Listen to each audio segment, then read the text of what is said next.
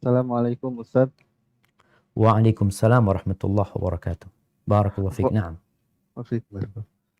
Afwan izin bertanya, jika saya melihat orang tua saya melakukan perbuatan yang tidak dibolehkan dalam agama, dan saya sudah tahu hukum perbuatan itu, cuma sayanya tidak berani nasihatin mereka Ustaz. Tapi sejujurnya saya ingin banget bisa nasihatin mereka Ustaz. Dan jadinya saya hanya bisa berdoa dan menunjukkan akhlak yang baik di depan mereka dengan harapan semoga mereka bisa berubah Ustaz. Apakah seperti itu saya akan tetap berdosa Ustaz? Karena saya takut sekali Ustaz kalau memang berdosa. Jazakallah khairan. Barakallahu fiikum. Nah, mahibbati fillah, berkaitan dengan kewajiban berdakwah. Rasulullah sallallahu alaihi wasallam mengatakan, "Man ra'a minkum munkaran falyughayyirhu biyadihi. Fa in lam yastati' fa bilisanihi.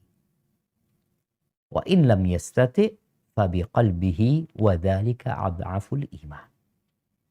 Barang siapa yang melihat kemungkaran, maka hendaklah dia merubah kemungkaran tersebut dengan tangannya. Kalau dia nggak mampu, maka hendaklah merubah kemungkaran dengan lisannya. Kalau dia nggak mampu juga, dikarenakan akan menimbulkan kemungkaran yang lebih dahsyat, akan menimbulkan keributan yang lebih parah nantinya, maka dia mengingkari dengan hatinya. Kita tahu Rasul Shallallahu Alaihi Wasallam selama di kota Mekah, beliau itu tawaf di Ka'bah dalam kondisi Ka'bah itu dikelilingi 360 berhala. Beliau nggak mampu merubah kemungkaran dengan tangannya karena nggak punya kekuasaan. Kalau dilakukan akan menyebabkan keributan nanti.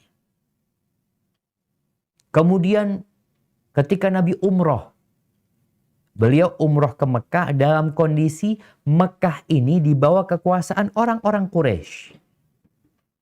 Tahun ke-7 Hijriah, baginda Nabi kita Muhammad alaihi salatu wassalam, itu beliau umroh bersama 1.500-an dari sahabatnya. Umroh, tawaf, sa'i dalam kondisi patung itu ada di mana-mana. Beliau tidak menghancurkannya.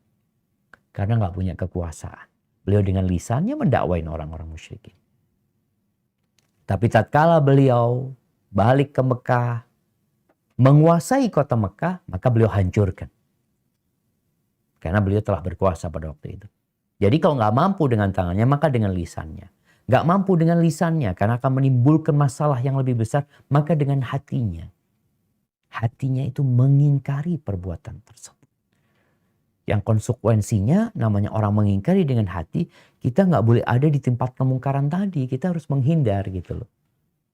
Bicara dengan orang tua kita, ya kita lihat kita mampu nggak. Kalau kita nggak mampu dengan lisan kita, mungkin kita bisa dengan tulisan kita. Mungkin dengan cara kita berbagi buku dengan orang tua kita. Kita men-share video ini termasuk dakwah.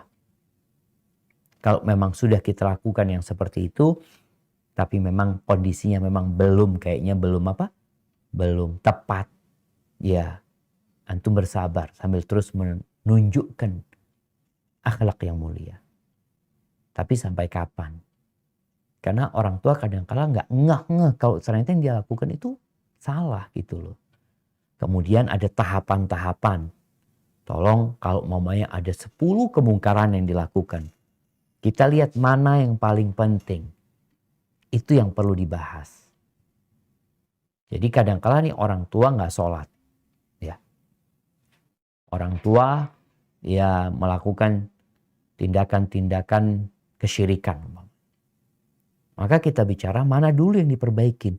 Bagaimana beliau meninggalkan kesyirikan ini, setelah itu beliau sholat gitu. Karena nggak ada gunanya ketika orang sholat tapi dia masih melakukan perbuatan syirik. Hadza wallahu a'lam bishawab.